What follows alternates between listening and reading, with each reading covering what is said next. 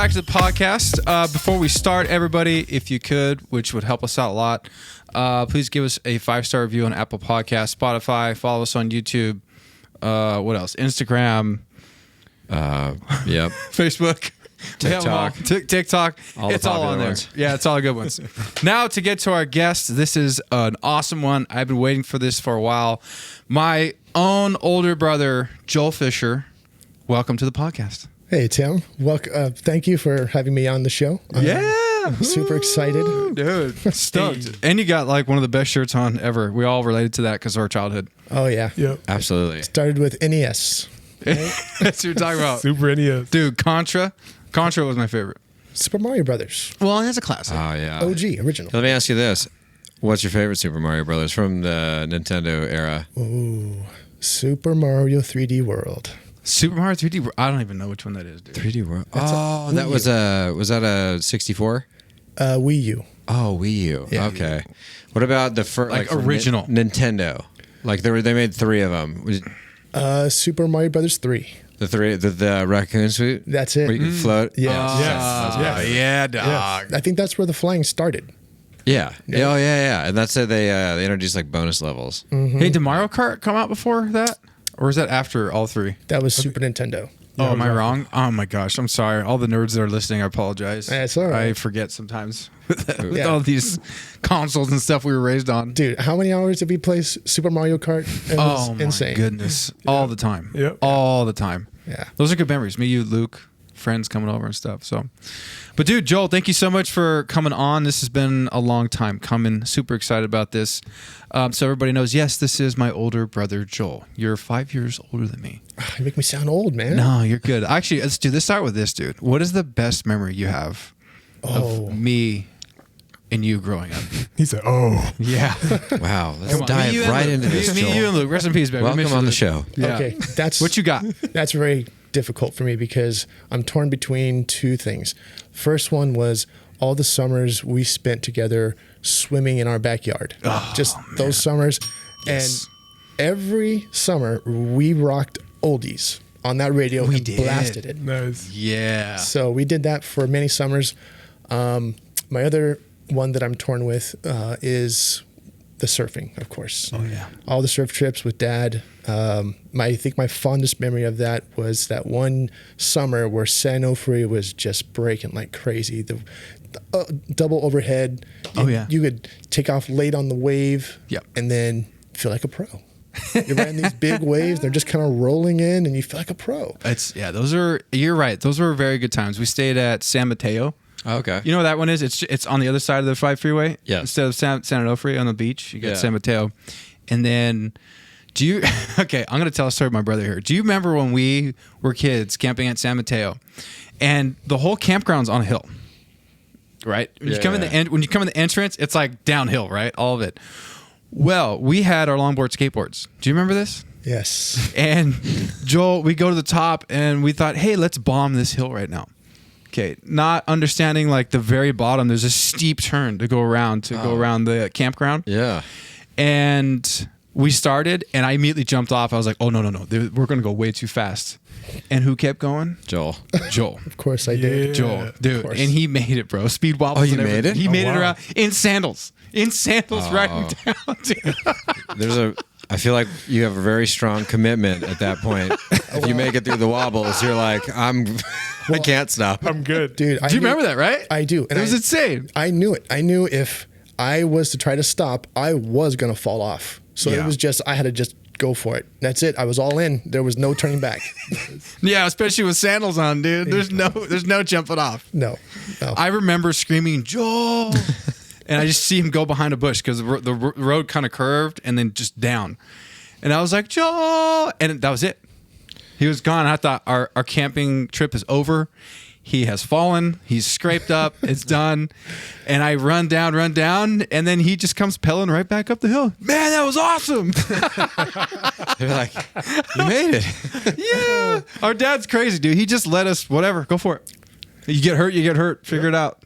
Have fun. It's a good principle. Yeah, it was. He gave us a lot of leeway camping. You learn. Okay. So speaking of Dad, do you remember this one? It was that one trip we were camping again at the beach, and Dad got this big old wad of newspaper to start our campfire, and it was real windy that night. So he goes to light it. It lit up. The newspaper was all on fire, like a ball of fire, and then the wind came and picked it up. all the newspaper up. Yeah, dude, it was literally floating in the air like fireball, a Death Star. dude. It was crazy. Yeah, and there's brush everywhere, right? They're like, yeah, and it goes in the air. We're like, whoa! So what does our dad do? He goes up with a big old, like one of the pieces of the firewood and smacks it, and it exploded like the Death Star. It was just amazing. millions of looked like shooting stars everywhere. Yeah, it was It was just like all over the place. Those are great years, man. Yeah, those are really great years. I look forward to that. Like Jordan has kids, and camping and the ocean were such a big part of our lives, which I'm glad it was, because it's made such a difference in my adult life now. Going surfing and being out in the sun, exercising and being in the ocean and enjoying creation, and it's almost like this free gift, right? Of course, you got to buy a surfboard eventually if you're going to ride and all that. But once you got your stuff, I mean, I hit him up all the time when we get off duty. Hey, you want to go surf? It's so cool. I'm really thankful for it, and I look forward to doing that. And you're doing that now with your kids, right? Yeah, we just done the camping, trying to get them used to the water. They like to play on the beach, on the shore. Yeah, a little bit with the boogie boards, but not the surfboard yet. So I'm trying to introduce it. We went to Sano this summer, introduced the foam board. Nice. It kind of went okay. Well, I get it. We talked about it, right? They're at that age where they still want to play on the beach. Yeah, dude. But I mean, it's cool. Your guys' memories are probably cut off like at around like 8 or 9. Those years when you're like 4 or 5. Yeah. I mean, I'm sure you're, having know a little bit about your dad. Well, not a little bit about him, but he seems like you were out there very early. Yes. Yeah. Figuring it out. Yeah. Which is rad. But you know what I mean? Like those, like it might have taken 2 years, and then the next thing you know, it's like, Dad, I want to go, like that's so cool. Like I'm really hope that I can have that with my kids one day. Mm-hmm. Oh, it's awesome, rad. Dude. I think, I remember being at the beach, and it clicked one day, like, I want to surf. And Dad's like, okay, we're going to commit to this. We're going out. And the way my dad taught me, at least before, I can't remember how long it was after you started, but I started surfing pretty early. I was like 8 or 9 years old. Mm-hmm. But I'm an 8, 9-year-old kid, right? I know how to swim. Never paddle out into the surf. My dad gets his board, gone. I'll see you out there. He said, just keep paddling. It's going to take a minute. What? Yeah, so it wasn't this slow introduction, right? Like how our dad taught us how to swim. He picked me up and just threw me in the pool. I remember that. Really? Yeah, dude. I remember that. Just intense, dude. He's like, well, you figure it out. So I remember paddling out. I think I was about 8 years old, dude. And the waves seemed so big. Mm-hmm. And I remember being nervous and scared. And I still remember, though, on the beach, the shore, my dad just said, remember, when you're paddling out, just don't quit. Just get out there. I'll see you out there. You're going to take a beating. It's gonna be hard. But once you get out there, I'll help you get into the wave. It's like he was trying to teach me this lesson, it's going to be rough. It's going to be hard getting out there. It's going to be difficult, but you can make it. Mm-hmm. And just as I got out to the lineup, I remember it was foggy, and I was like, oh, finally one more wave, and I was like paddling, boards all cattywampus, right? And I see this surfer coming left, and I was paddling. I was trying to get out. It was Dad coming out of the fog, doing his stance surfing, and I remember like, yeah! I was like, I'm gonna do this, and here I am at 37 years old, still surfing away, dude. Wow, that's one of the best memories growing up surfing. Was that first time where Dad's like, figure it out, I'll see you out there, don't quit, you can do it. Mm-hmm. And I'm paddling out, and then the first person I see riding a wave was Dad. Wow. Coming that big left. At least it looked big to me as a kid. Mm-hmm. It was super cool. Dude, I think you even have the record of learning how to surf at the earliest. Out of all of us, yeah. Out of all of us. Even Dad. Dad didn't get to surfing until he was in his 20s. Yeah. Traveling the world and doing what he's doing. Yeah. And of course, I was 19. I think Dad gave up on me. So don't give up, Dad. Yeah. So, I won't. So if they look like they're not into it and they give up when they're young or a teen, they may come back. I did when I was 19. Yeah. Oh, yeah. And nothing could stop me, man. No. I learned in one summer. Heck yeah. Yeah, it was rad. Do you remember the big old... there was like there's locals at like Bolschiga, where my dad still goes. He's one of those guys. But you remember that dude Sluggo? He was this huge, overweight Caucasian dude, and he surfed in a Speedo. Big old gut hanging over it. Nice. But here's the thing. He ripped. Slug. There you go. Yeah, Dude, bring that. He ripped. He was good. Oh, was it good? No, he was really He good. was. Yeah. That's even cooler. And no one's going to say anything to this guy. Yeah. What are you going to say? Like, get out of your Speedo? I was like, whatever. Just drop We strap. yelled at Joel a few times. Oh, really? Yeah. Dude, Yeah. the one I could never forget was Wiggy. So Yeah. this guy, kind of the same thing, like big guy, That's what I'm talking about. Sluggo and Wiggy. Yeah, the same dude. same dude. Yeah, yeah. Okay. They call him. Yeah. Oh, yeah. Okay, so I actually cut him off without even trying. I was still kind of learning. Yeah. It was that first summer when I was yeah? getting into it. Yeah, yeah. Dude, he gave me, oh man, his eyes A were like mouthful. daggers and a mouthful. All my dad did was swim over his direction. I don't know what he did, but he left me alone. Oh, yeah. My after dad that. had a few words for him. He never said He said, "Hey, Wiggy, you say it again to my kid, and I'll kill you." And he goes, "Okay, sorry, Mr. Fisher." Just adjusts his wedgie and paddles on out. Yeah. And then he knew his name, right? Yeah. Hey, Wiggy, come here. Yes. So I saw what you just did to my kid, and that's not gonna happen again, all right? Okay, Mr. Fisher. Sorry. Sorry.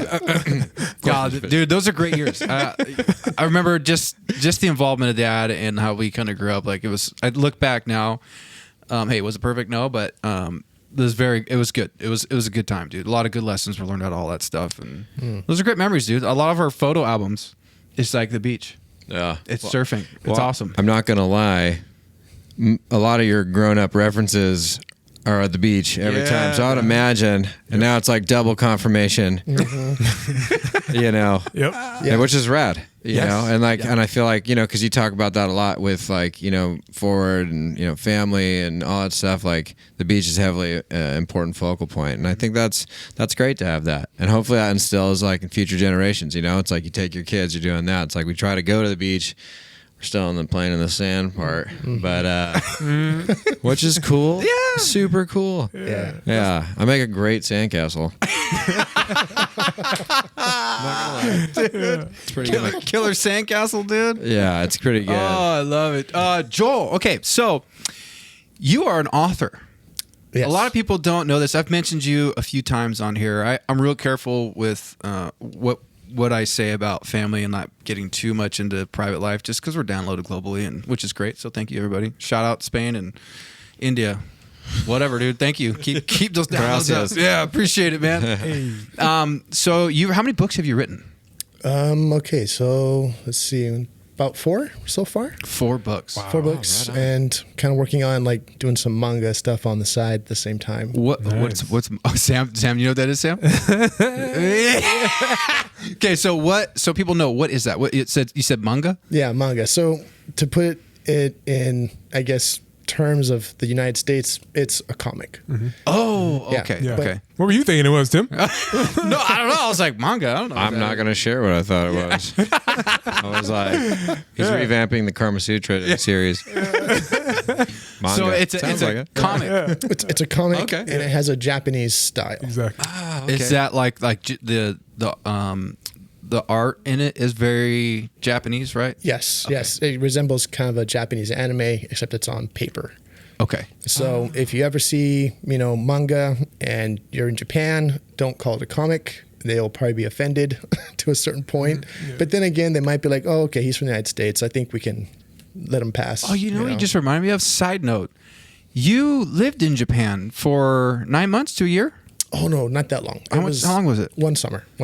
But Now, what were you doing? I can't remember. This is so long ago. So, yeah, but Joel lived in Japan for a while. What? Yeah, dude's top Dude, shelf rad. Japanese. Very, very intelligent human being here. Okay, so when did you go to Japan and why? okay, so that was in 2005.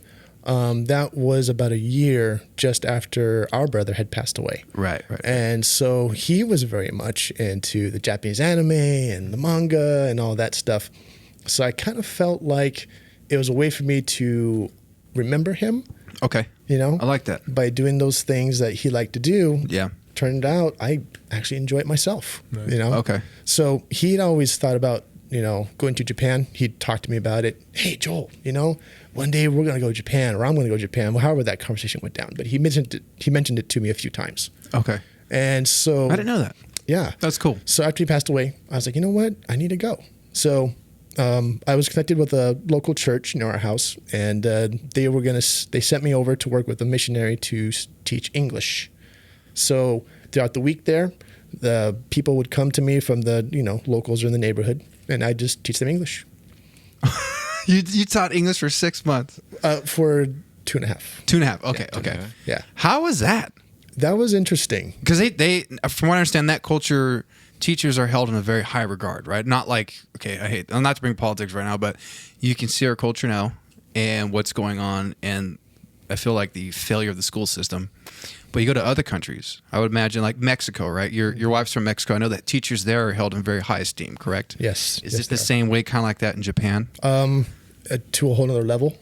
Oh, really? A whole nother level. Like a higher. Absolutely. Wow. To the point where the students in Japan, they literally will stay after school to clean up the classroom, wipe off the boards for the teacher. The teacher doesn't do any of it. Wow. Can you imagine that happening here? Nope. No, not at all. No, like not even close. Like the whole class would participate. Yeah.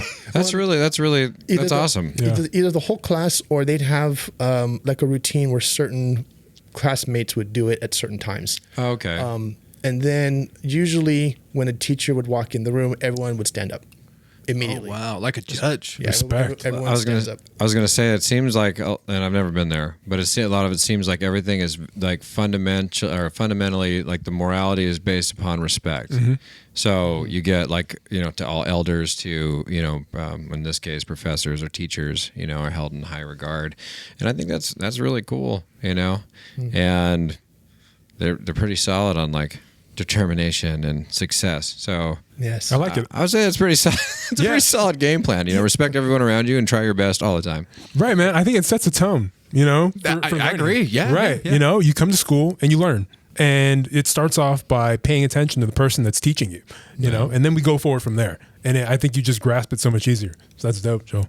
Cool. That's cool. I see a lot of benefit behind that. We're in Respect, Japan. Oh, I'm sorry. No, go ahead. Yeah, we're in Japan. Yeah. So that was the time I spent there. And then coming back to what we were talking about, it was the mangas, right? Yeah. So I've been working on those on the side. It's something that I enjoy, and I know that Luke liked them too. Yeah. So one of the things I'm trying to do in my books now is I'm trying to come out with themes for each one. So, for example, I have one that came out. It's a villain book. It takes place in this fantasy world that I'm writing, and it's taking place on the side of the main story. Anyway, the villain books are really nice because I'm taking a theme and going with it for each one. So the first one's already been published. It's called Genesis of Chaos. It's on Amazon. That's your first book. First of the villain books. Villain books. Okay. Yeah. Okay. My actual first book is called Slaves of Swords. Okay. And then the next one after that is Surge of Shadows. And I've kind of taken this sort of a turn to the side here a little bit from that main series, and I've been writing some villain books. Happens in the same world. Okay. And these villains are going to show up now in the next book of my main series, book 3. Okay. So I thought I would take, a little sidetrack, write about some of these villains and how they became who they became. Origin stories? Yeah. Yeah. So when you say villain books, my first thought is this book is solely focused on that villain, right? It's all about them the whole time. The main story, the main character, and all their evil deeds and everything, right? Yes, in a way. So what I'm showing the reader is how these villains were just normal people, but they went through circumstances that made them make decisions, maybe not the best ones, but it helps you understand where they're coming from. Okay. I like that. So the first one is already out. Again, that's Genesis of Chaos. And that one, I put in the theme of the importance of fathers. Ooh. Exactly. I love that, Joel. I love that. That stands true in reality. So let me read a statistic for you. This may be shocking. It shocked me. This is from the National Fatherhood Initiative website. And it says 18.4 million children, that's 1 in 4, are without a biological step or adoptive father at home in the United States. So 18.4 million children without that influence in their home. Oh my God, I thought that was going to be a world statistic. I know. Maybe That's just the U.S.? That's just the U.S. And that was from the 2022 census. So God, and having a father in the home is so important. Yes. I mean, my goodness, dude. They if you look at studies, like you brought that one up, I've read articles where it even says there's the huge breakdown in society and criminals and all these things that are happening. It starts at home, and it's typically in a home that doesn't have a father. Mm-hmm. There's no lead. Right. And I'm not trying to put down moms out there. You are amazing. Thank you. Oh, yeah. No, absolutely. Done. Yeah. But it just, in general, it makes it stronger, and it's better for the kids in general. You know, I mean, you have the exception of my wife. Her dad had left, and her mom did a great job of raising her. Her mom became mom and dad. Yeah. And she came out wonderful. Solid point. Your wife is a sweetheart. Yeah. She's an amazing woman, dude. All 4'10" of her, whatever tall she is. Yes. I love you, sweetie. So, fireball, dude. Little fireball. But anyway, for that first book, I chose that theme just for that reason. That's really cool. I saw that statistic, and it just blew my mind. Wow. So, okay. So these 3 books that you're talking about, what are they called again? Is it it's a trilogy? Ooh, it's hard because I'm not even sure if it's really a trilogy because I call it the main series. Okay. I wrote the first 2 books for that one.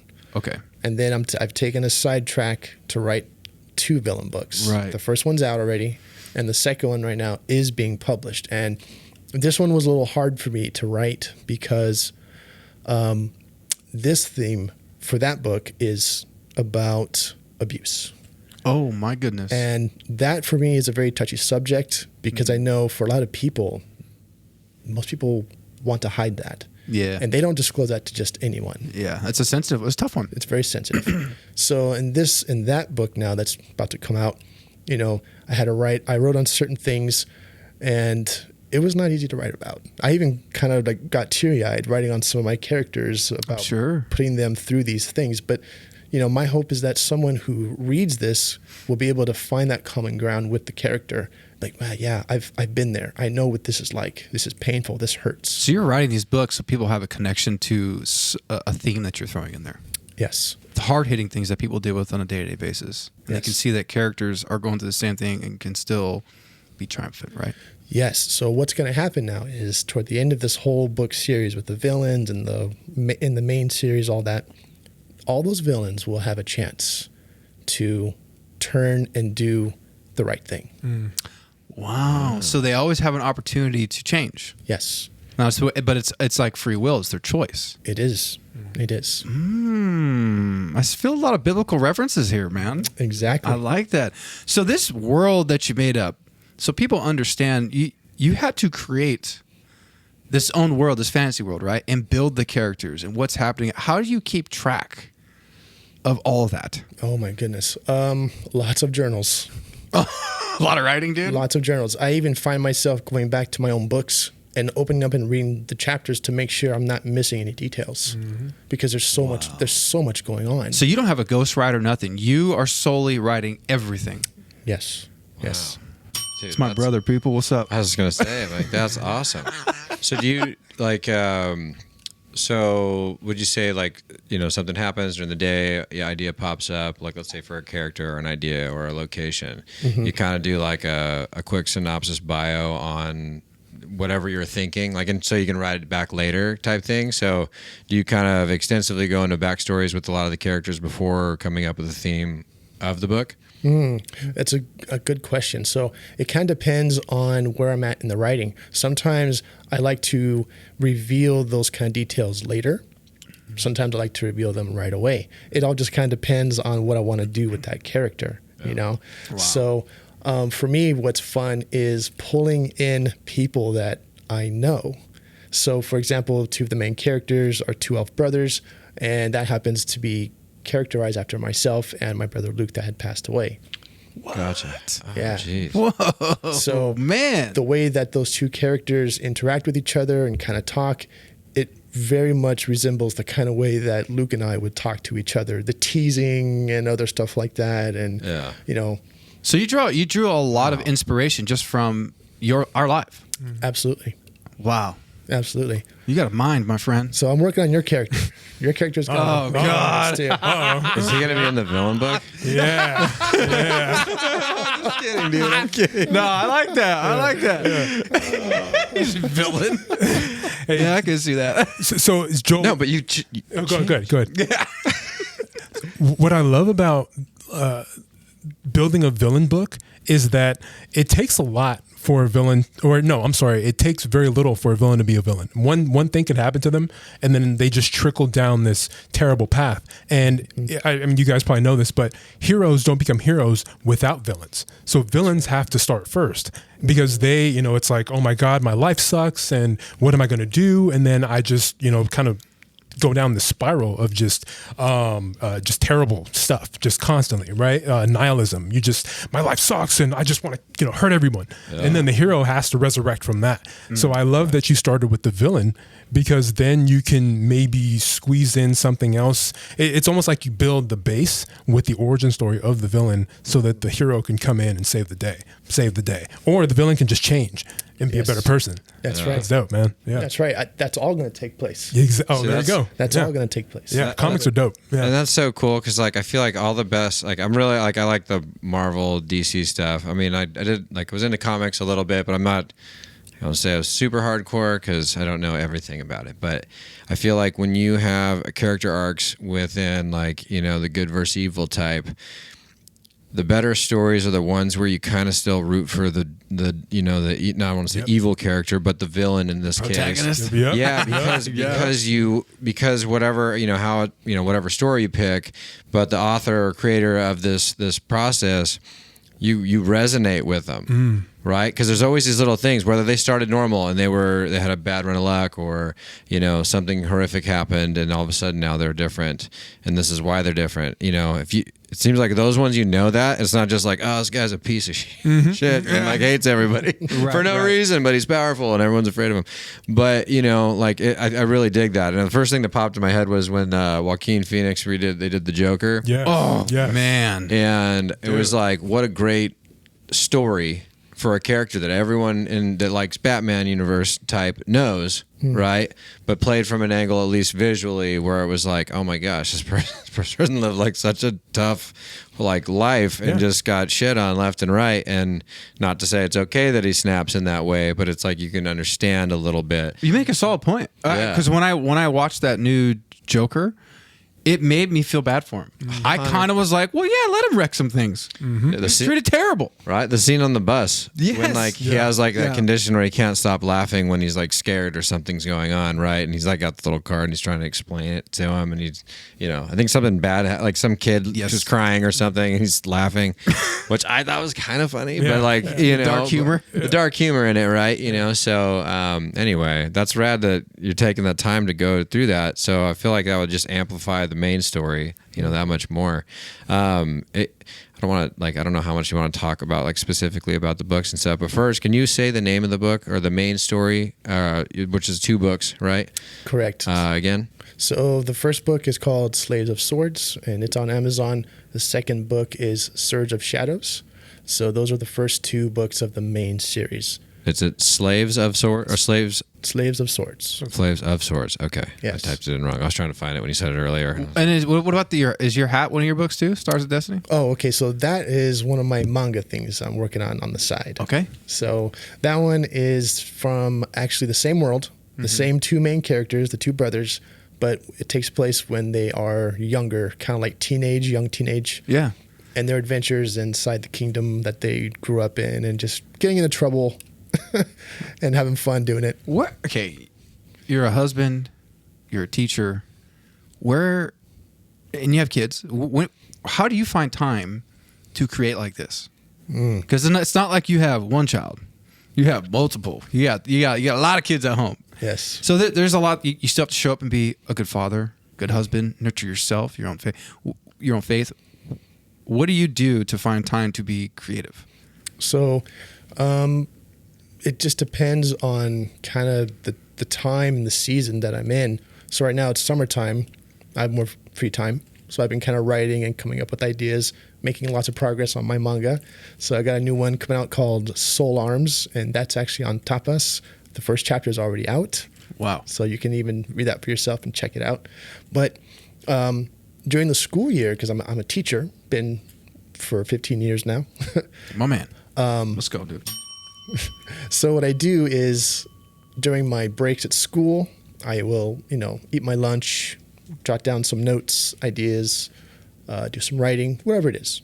And that's kind of the time that I get. If I don't get enough time at school, sometimes I'll wake up early, maybe like 4 a.m. Early riser, I like that. Dude. Yeah. Nice. Get a nice, So it's all time management. It's like anything, right? It's time management. Yeah. Has writing a book been something that was like a goal or dream of yours when we were younger? No. What inspired you to do this? Because what I'm envisioning and seeing is definitely a Lord of the Rings type thing. A whole world that's built around these different stories and characters. And when you look at Lord of the Rings, J.R.R. Tolkien, that to build out that book in the world, I can't comprehend how this guy thought. To from the elves to the orcs and how everything was going, what the rings meant, and there's so much going on in these movies. I'm thinking this guy wrote this. Yes. This is crazy. Yes. Would you say, just like him in your books, there's a lot of theme of faith. Is that something that's drawn from you, from your own personal faith and what you believe? Absolutely. Yes. Many of the themes that I write in my book are always about redemption, and that's why I wanted. I love that. I wanted to take that sidetrack onto the villain books, because I do want to demonstrate that redemptive power and work in their lives. That there is someone powerful outside of their realm of living and is trying to help them and give them a better life, even through the tough times. Nice. Wow. So that is something that I feel strongly about. And I'm really happy to write about those villains, because it's going to shine so strong in the main series coming up. Why do you think that redemption is such a big topic for you? Why does that seem to be the forefront of what you want to put in there? I think because a lot of people go through tough times, and sometimes they begin to lose hope. And when you begin to lose hope, man, that's a very slippery slope. Joel, yeah. I'll say this. I've always looked up to you for a long time. Your faith has always been strong since I could ever remember. And then you take a look at my life. Not so much, brah. I would definitely say prodigal son. I'm back in my own faith now, and it's been great. But it's... when you talk about redemption, it hits there for me, because I understand what you're talking about, especially on our podcast here. Jordan, as you know, he's my co-host. Sam, we're all good friends here, but we're big on mental health, especially for first responders, firefighters, police, all that, our military, because we deal with it on a day-to-day basis. And I know what you mean by when you feel like you have no hope, and that can be a slippery slope. Absolutely. When you feel like you're at your wit's end and you're hurting and you're broken, you're like, I've tried everything, and you got nothing left but prayer. My goodness, bro, you're looking for that redemption. You're looking for something to help you. So that resonates with me. I think it's very powerful. I think it's huge that you're talking about that, because we talk about down here often what this podcast is about is celebrating the everyday person. Because my thought is we can look to movies or actors or musicians for, look, they've made it. But dude, your everyday person is going through life. Everyone's got something they're going through.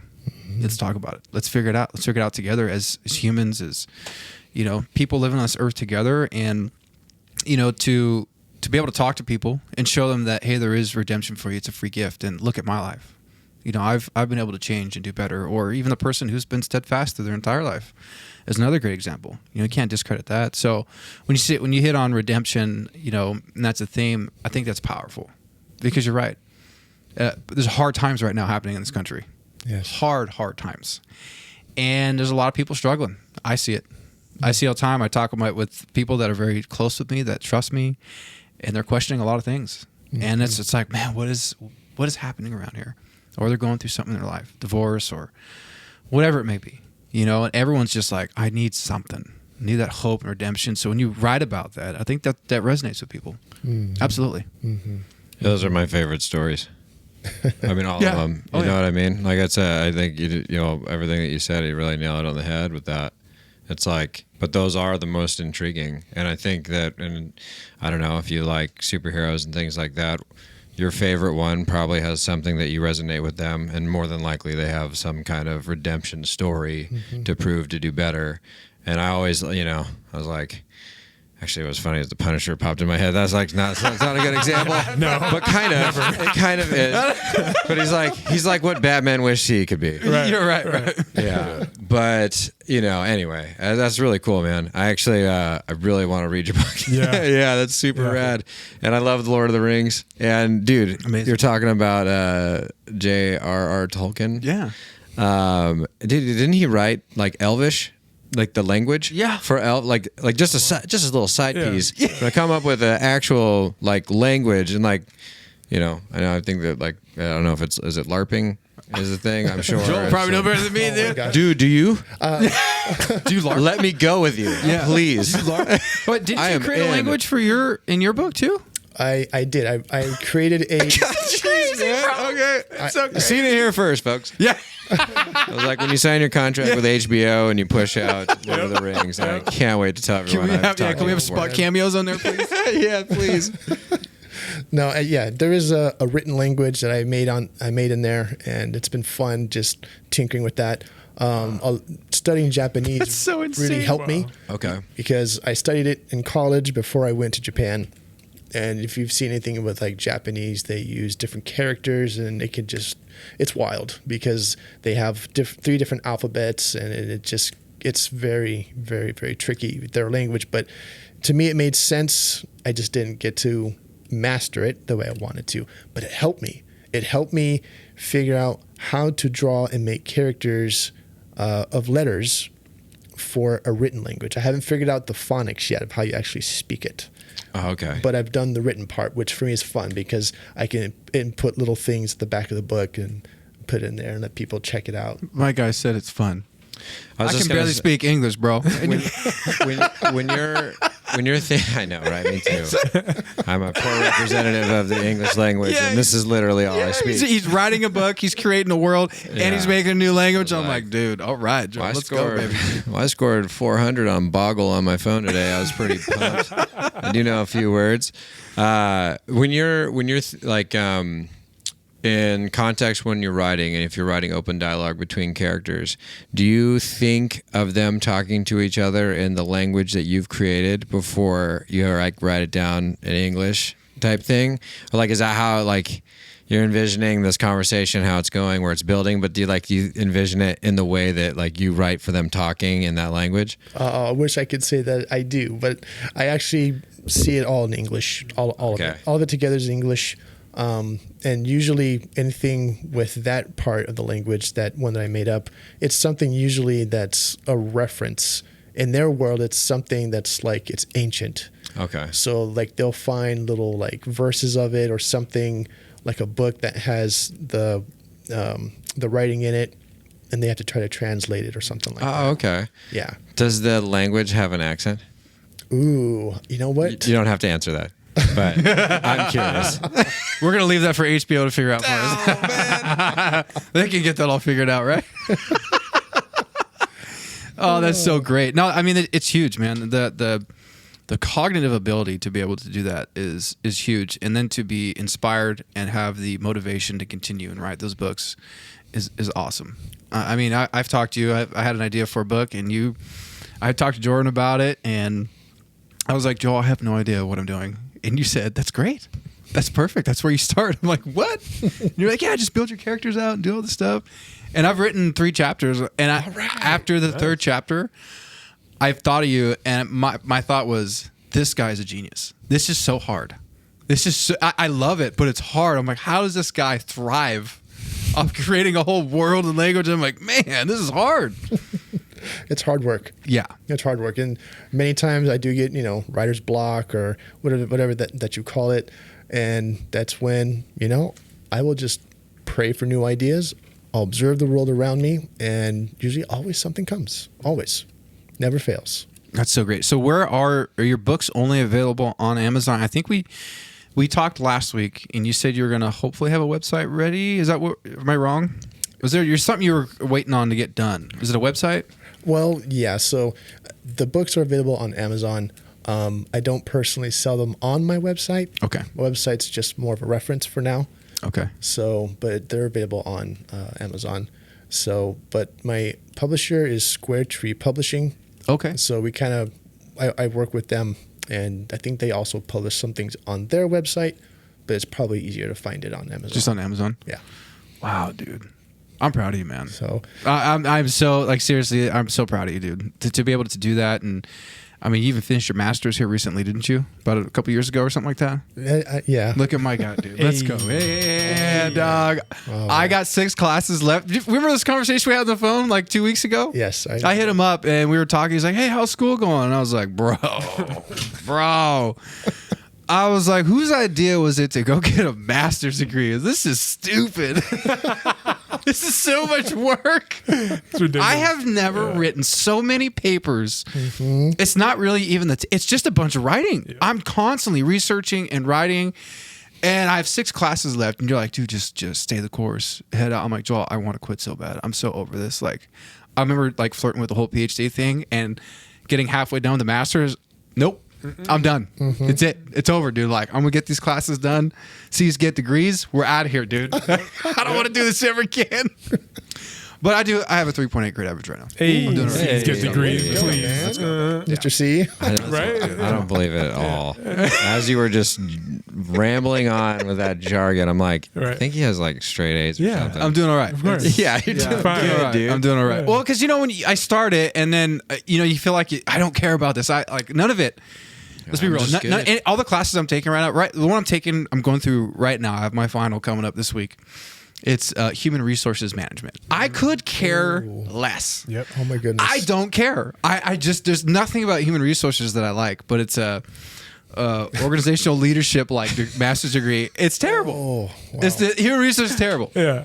I believe what Tim means to say is that he appreciates the hard work the human resources have. And even though we disagree sometimes. Oh, man. No, I'm just joking. Because it really doesn't sound riveting. No, well, it's good because it's all about managing people at work and making sure people aren't offended and different.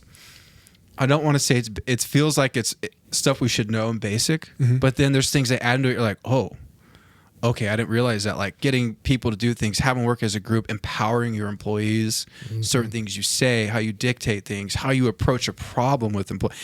It all matters, right? Yeah. So there's part of me that I hate it, and I'm like, oh, actually, this is pretty good. Right. But then you start writing, and you're like, okay, I want to do good on this. Right.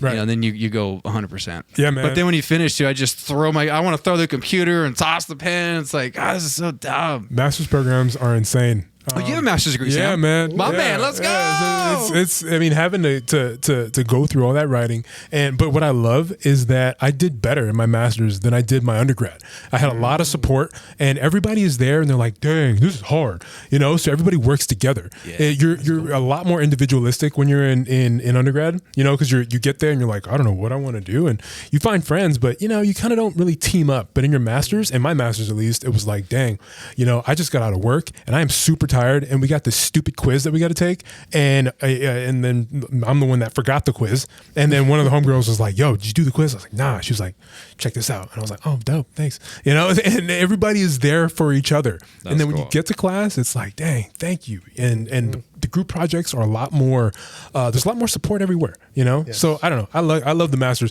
but it was hard. Yeah, dude. It was hard as hell. Yeah, it's time. That's why a lot of times I talk to you, Joel. I'm like, bro, okay, you see how Joel is right now? Put the camera on him. Look how he's smiling, right? Yeah. He's like this all the time. Yeah, I'm just like, how do you keep this good attitude all the time? Like, there's so much going on to get done. You're still accomplishing goals. I love that you chip away at things and you don't give up. That writing process is not easy. But what I love about what you're doing is, I remember talking about your book a long time ago, and I remember telling you, like, dude, you never know what it could turn into. It may not happen right away. Like, look at J.R.R. Tolkien, right? It hasn't happened until after his death, right? It's been a long time. Yep. But look what it created and came into, and what it's probably done for his estate, for his family. Right. You just never know. That's why I tell people, like, try. If you have something on your heart, a dream, or you feel called to do something, it doesn't have to happen right away. but chip away at it. Go for it. You know, like, and I think about this, all of us here. Everyone has a job. You guys, families. You still need to show up at work and do your job. You still need to be a husband. You still need to be present and be a dad. Then you need to nurture yourself. But then you're also trying to nurture callings and dreams that you feel you need to do. You know, and you're not giving up on that. So I have a lot of respect for that, because unfortunately nowadays a lot of people are pretty lazy. A lot of people want things handed to them. That's just not reality. Yeah. You have to put your time in. You have to put the work in. Right. Like a lot of people, I've met friends that have written books and they get discouraged because it's not. So I'm like, do you think you're going to be like a #1 New York's best time seller right off the bat? No, it's going to take time. Like you gotta work into it, right? 100%. It just is what it is. So I mean, good job, dude.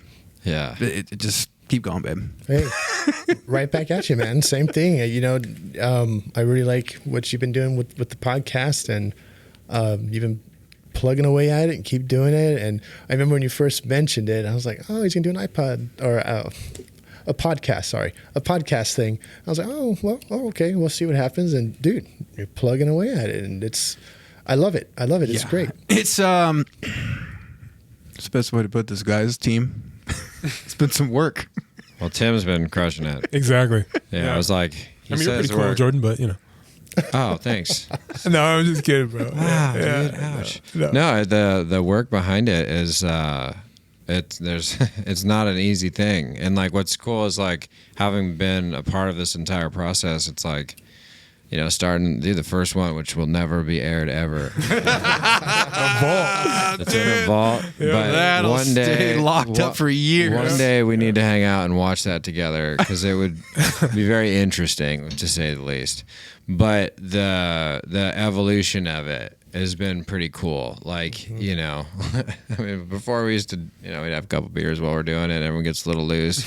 And it's like, those are probably funny for 10 minutes, and then you're like, what's going on here? But then, like, as it comes, you just get, you know, you build off it, you get better at it, and it's like that tenacity of wanting to do better instead of just, hey, what's up, and just whatever, you know. And I think that's, if you have that approach in life, you're going to be successful with most things that you do. Not everything, but it sounds like you're doing fantastic, and that's so cool, and what a thing to hang your hat on. Hopefully, I mean, yeah, dude, hopefully they are New York bestsellers, you know, whether that's your intention or not. But it's so cool to see that, because, you know, to me, writing a book or a series of books, like, I'm like, I don't know when I'd be able to even start, you know, or do it. I mean, I don't have that passion to do that, but it's very admirable. And then I just keep envisioning, like, him catching some big contract of like a movie option. I know. No, dude, that's so cool. You never know.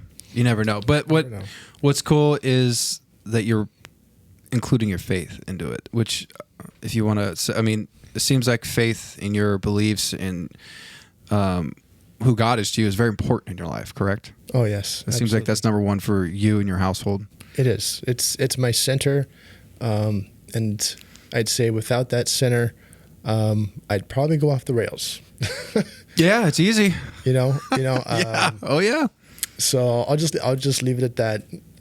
But it is very much a center for me. Yeah. And even for my days when, you know, maybe I feel like, oh, it's not going where I want it to go, or, you know, I'm stressing out over my books or work or something in the family, whatever it is. Yeah. You know, it's been a calming type effect for me that, you know, when I pray and ask for help, it always shows up. I always get help somehow. Yeah. So, you know, God has been good to me. That's the best way I can put it. Ring the bell. Yes, he is, my friend.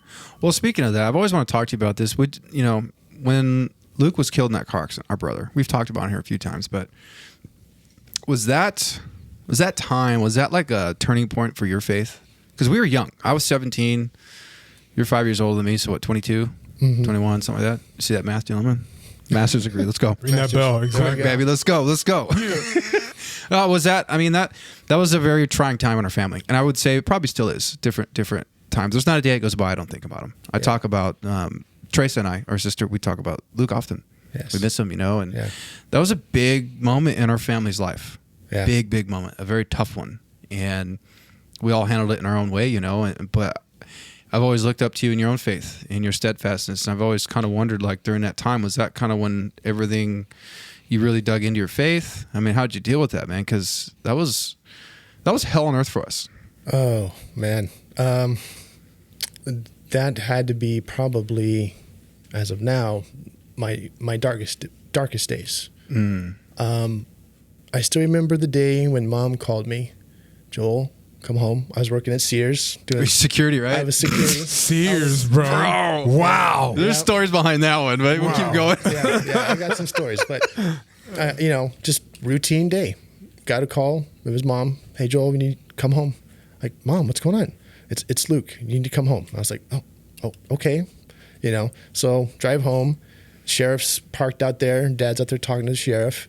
And then, I try to hear them talking about something about Luke, and then, the sheriff reveals what happened to him. And after that, everything was just kind of in a fog for me. It was just like... It's shocking. Yeah, it was very shocking. God, it hit me like a truck, just bam, hit me. And I do remember people being in the house, coming to help us, encourage us, bring food and stuff. Yeah. But everything was just such a haze. It was the craziest thing. I can hardly remember it.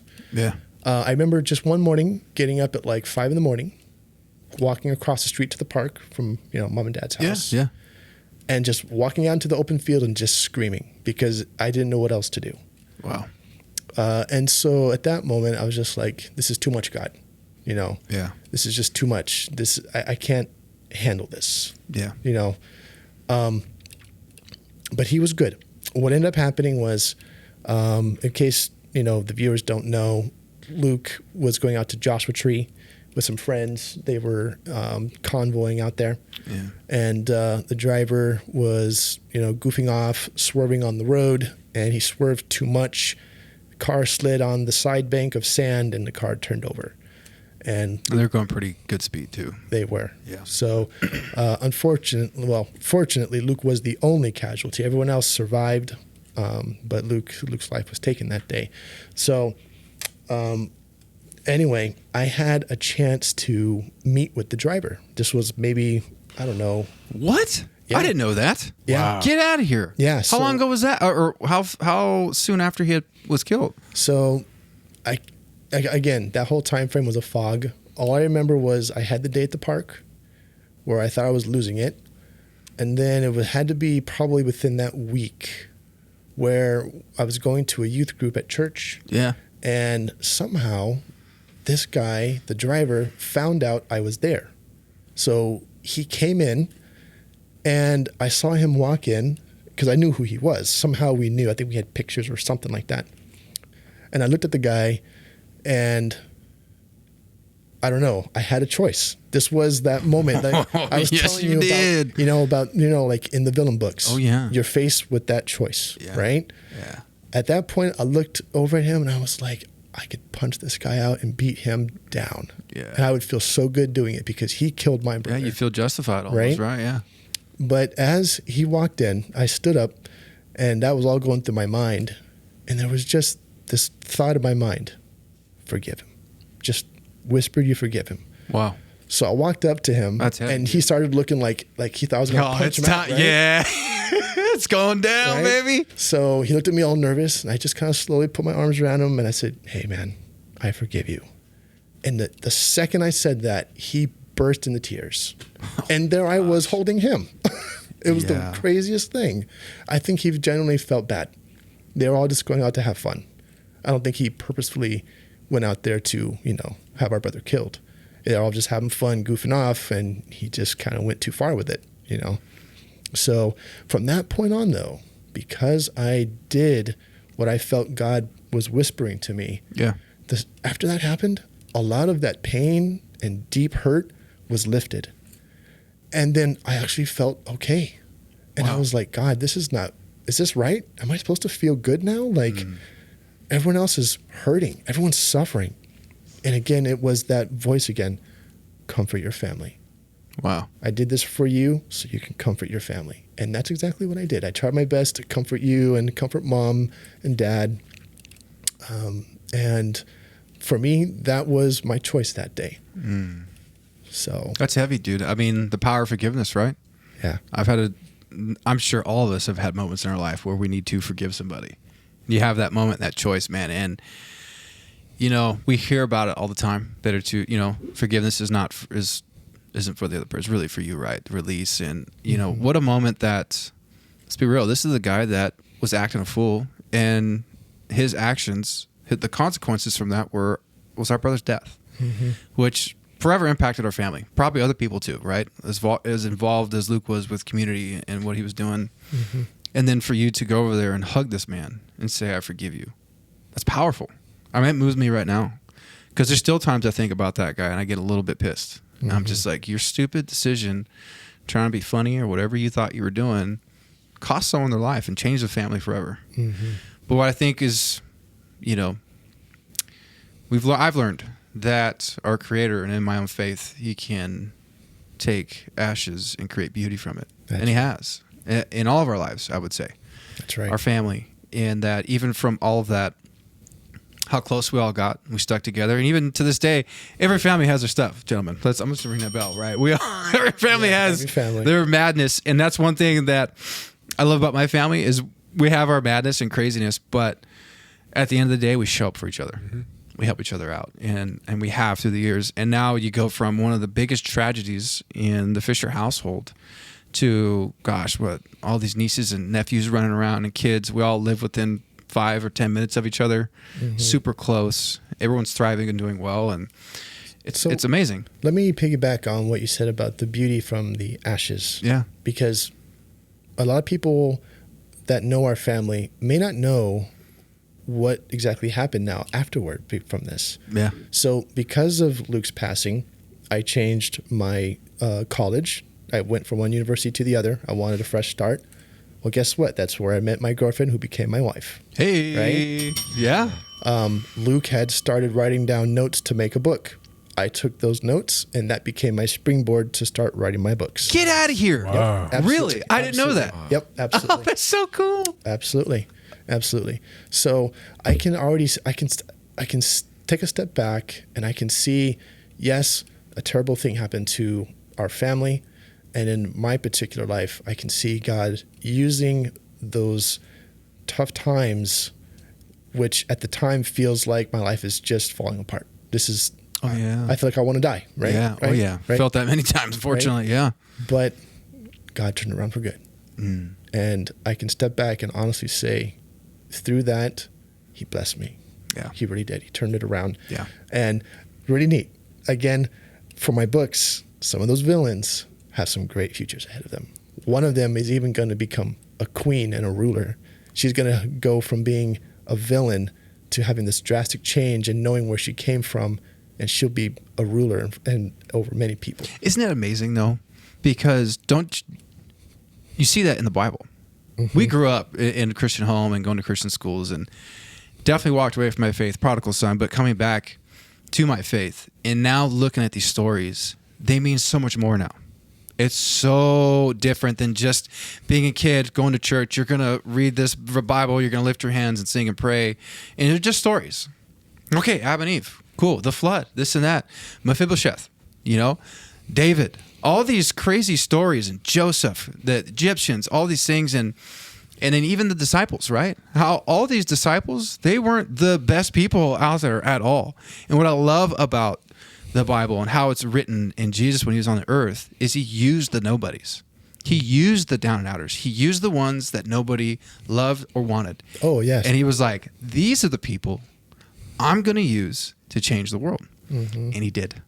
And I freaking love that. I love it so much because to me, it shows you the power. Like, you don't have to be this perfect person. Just make Him your number one and let Him lead the way, and you never know what can happen. That's right. You know what I'm saying? It could turn into something completely beautiful. I look at my life. There's been multiple times in my life where I've been absolutely on my knees, praying, crushed, crying, like, help. I've chatted with Jordan a few times just bawling on the phone. Like, my life is this and that, and this happened. I feel that. And, you're just like, you feel wrecked. And it's like, gosh, if I just hold on, maybe I should try this whole faith thing. Maybe what they were teaching me when I was a kid is actually right. Maybe I shouldn't try and do this on my own, because I have. And I might have success, but I still feel empty as heck inside. It's like, okay, I have all this stuff. I've done well, but now what? I still have the same problems. I still have that same emptiness inside. I'm still trying to fill it with things, people, relationships, whatever it may be, and it ain't filling it. And it's like, okay, I'm going to take a step back here. I'm going to try this for a little bit. And you start realizing those mistakes that you've made or whatever, he can turn those things around and use it for good. That's right. As part of your story, your redemption, which is what's key in the stories that you're telling.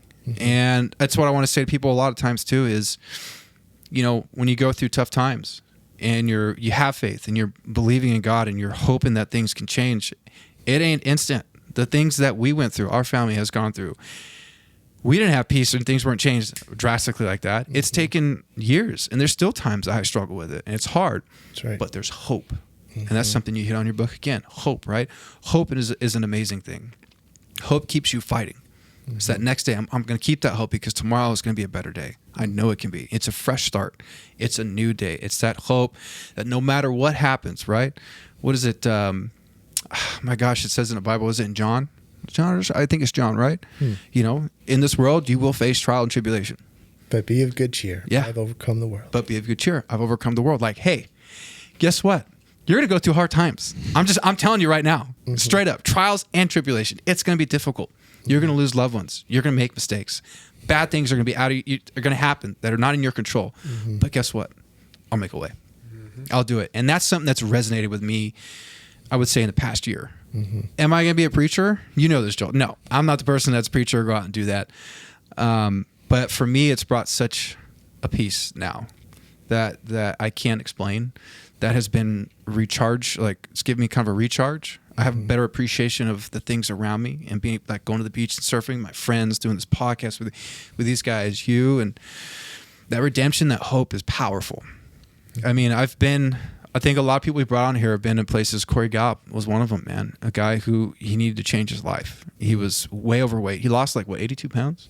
Oh, yeah, I was up there. Yeah, but I didn't know. He's shredded now. Yeah, he's shredded and he's in a great place mentally, physically. But I remember him talking about that, being in a dark place, feeling like this is it. There's nothing left. I'm just here to exist. And I've been there. And that's a terrible feeling. Terrible feeling.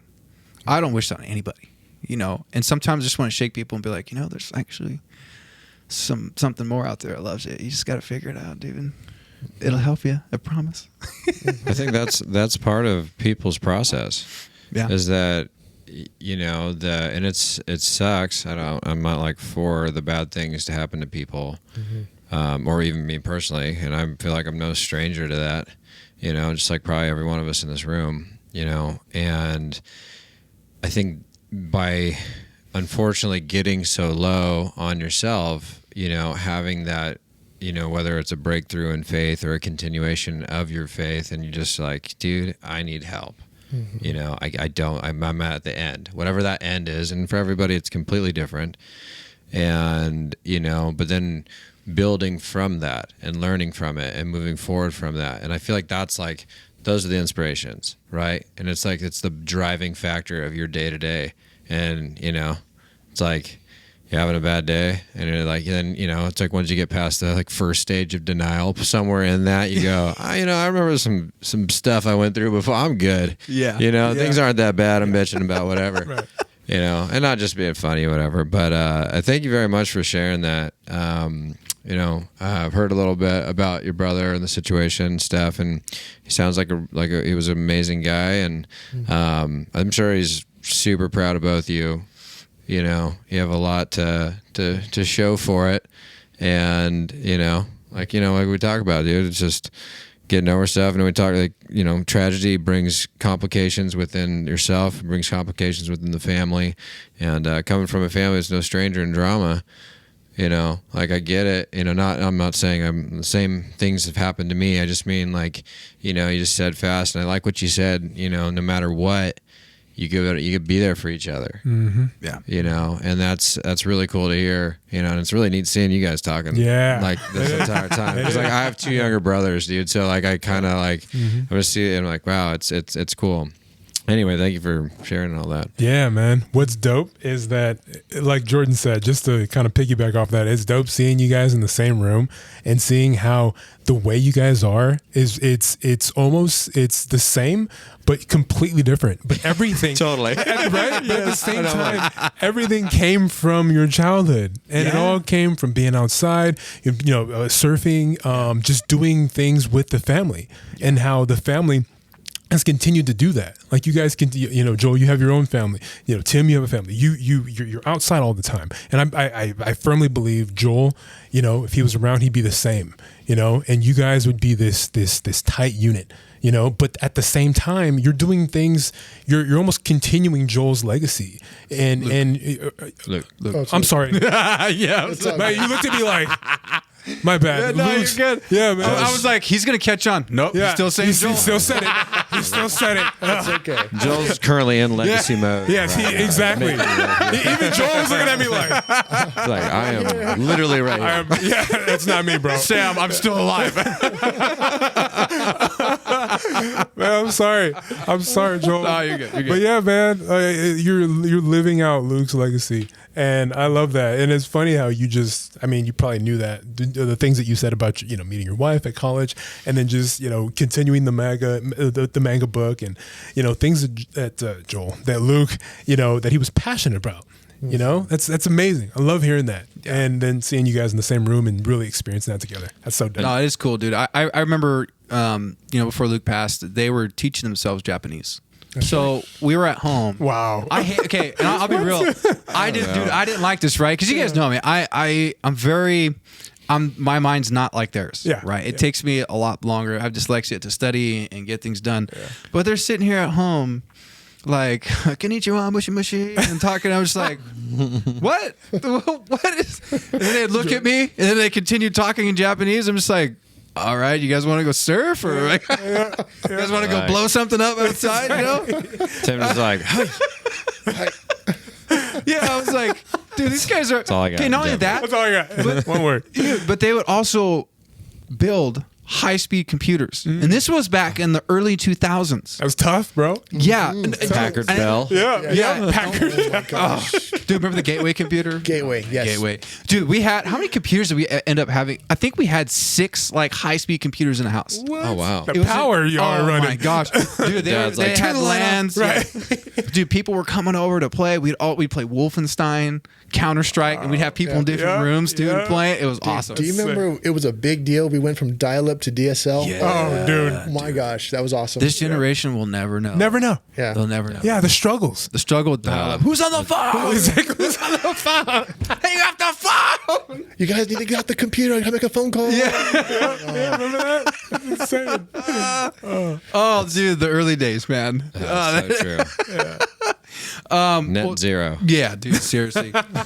Dude, Joel, thank you so much for being so open, like Jordan said, dude. It's awesome to hear you speak on your life and the things that you're doing and how you're still motivated and you're writing and taking care of your family and just talking about your faith and even talking about our brother's death. That's it's never easy. It's tough, but it's cool. I think it's great because you're seeing its own redemption story in itself, that right. Tragedy can happen in families, but it's not the end. Right. Is it going to be hard? Is it going to hurt? Absolutely. We firsthand experience. Yes. You're going to have things that are going to wreck your life, but hold fast. Like, the sun will shine again. It does get better. And it doesn't mean that you move on. You learn to live with it. There isn't a day that goes by I don't think about Luke. Yeah. I think about him all the time. His birthday just came up. He was 38 years old. I think about him often. But now it's instead of like the painful, it's a joyful thought. Yes. It's like I'm so thankful that I had the time that I did, that I got to share a room with him for those 17 years. All the fun we had, swimming in the backyard, throwing dirt clods, riding bikes at the park, building computers, wrestling with each other in a house, breaking things all over the place, Dad losing his mind. Yes. Because we're always breaking stuff, dude. Yes. Always. But now I look at those memories and smile. It's a joy. And I think with nurturing my own faith again, you have that hopeful expectation now. Like, okay, he's not here, but he's not gone forever. Correct. I know I'm going to see him again. That's right. So it's a different type of mourning. We don't mourn like those who don't have any hope. Correct. Hey, there we go. I like that. Dude. Yeah, there's hope, and that's the one thing that I love that you said today is redemption and hope, and that's one thing I'm learning in my life is grace, love, forgiveness for people, and even people that have hurt me, or people that I've hurt. Wanting forgiveness is that grace, dude, because you don't know what someone's going through. That's right. You have no clue what someone's going through in their life, in their struggles, and what they've been through. So show them grace. That's right. So you don't know, like that person that honked at you, and they cut you off. They might have had a bad morning at home with their husband or wife. You don't know. Yep. You still like. I think of stuff like that. So it's like, okay, cut me off. Whatever, dude. You saved 0.3 seconds. Great job. It's like whatever, dude. I just assumed they had to poop. There you go. Because that's the only time I would ever drive like a jerk. Yeah. Is because I don't want to crap my pants. Yeah. I think we've all been there. That's it. No, we've all been there. But Joel, we want to have you back on here again. Where can people get your book? Say it one more time. This will be on Amazon. So again, first book, Slaves of Swords. Book 2, Swords of Shadows. If you want to dive into the villain book, you can read that all by itself without those. And it's called Genesis of Chaos. And I got one coming out probably by the end of this year. That's going to be Servants of Chaos. I love that title. Genesis of Chaos. I do too. Yeah. I didn't say it earlier, but I was like, oh. That sounds good. Sounds words. Yeah. Dude, Crazy real quick, stories. I have a question. Do you have a shareable, funny story about Tim and his youth? Yeah. Oh, you know what? Shareable. I'm trying to. That was perfect because it was in my mind when he was talking about us. I thought we were into this. We can. You can't get out of here. It's your brother, That's dude.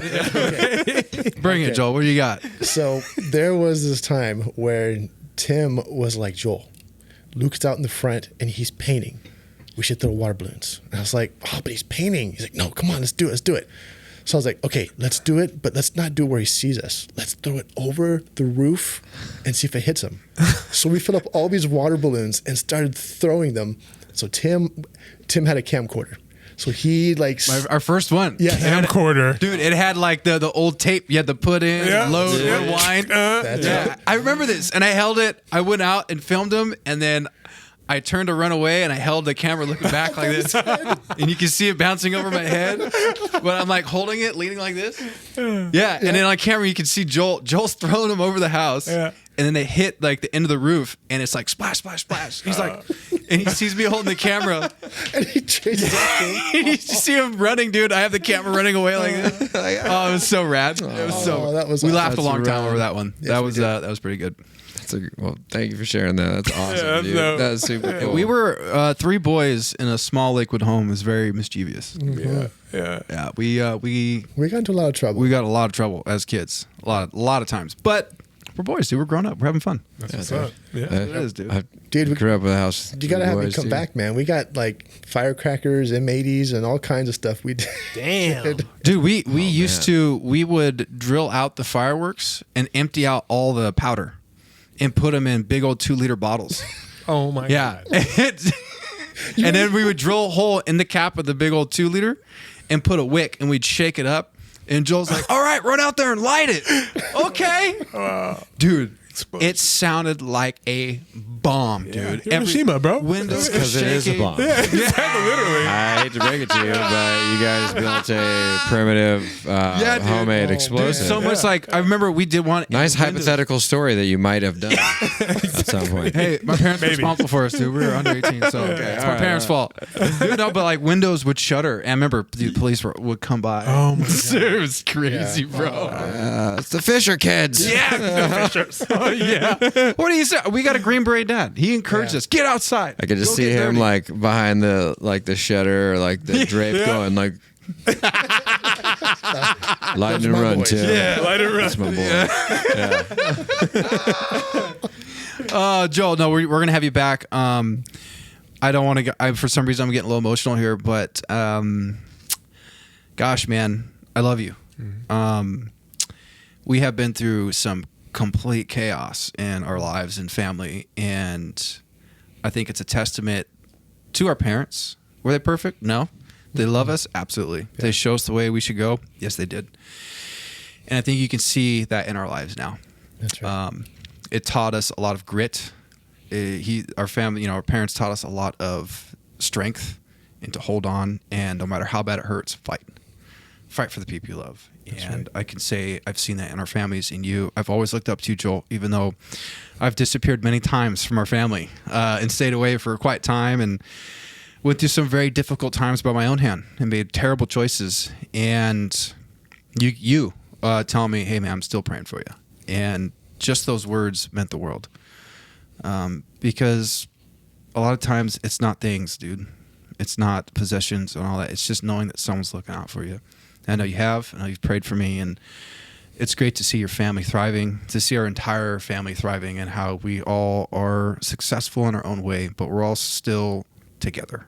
Mm-hmm. We're all still show up for each other, and I love you. I love you so much. And that time with Luke during that, when we all found out was definitely a turning point for all of us, especially me at 17 years old, dude. And it's amazing to see where our family is now. And I just want to say I'm so proud of you.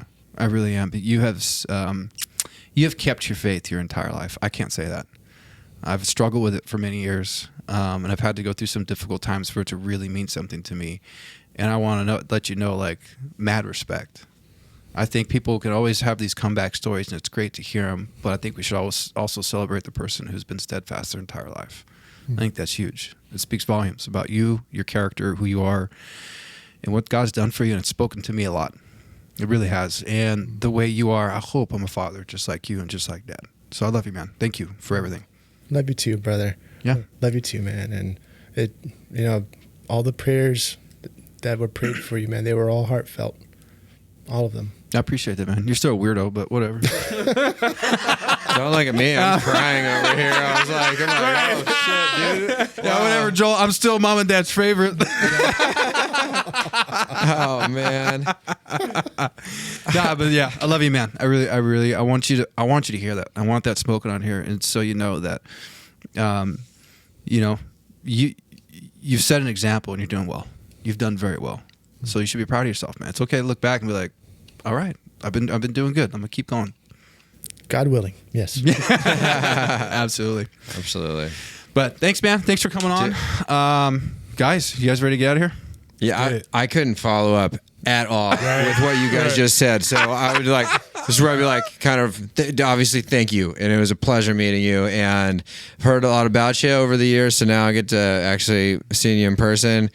Cool cat. I love that you love video games. Yeah, man. We honestly, when I first came in, it took like 10 seconds before we started going down the video game tree. So I started with the Zelda shirt. You know what? Next time I have a Mario Kart shirt. So I was like, we'll wear it. Absolutely. He's my favorite nerd, dude.